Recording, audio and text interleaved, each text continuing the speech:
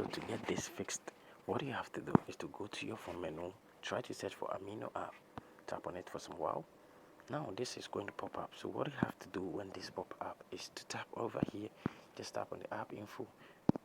And when you tap on the app info, you're going to be in the app info of Amino app. So when you get over here, tap on notification. Make sure the show notification is the good on. When it's off, go back, tap on permissions and make sure you allow every permission over here.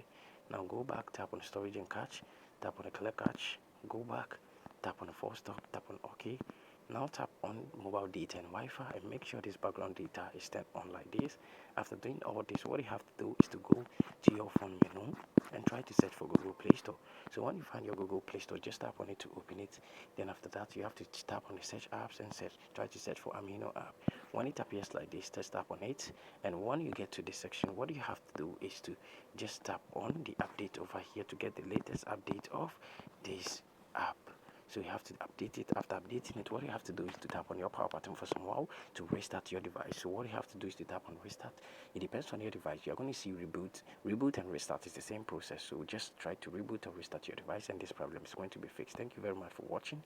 See you in my next video. Don't forget to subscribe, like, and also share this video with your friends. So as you can see, it's really working perfectly on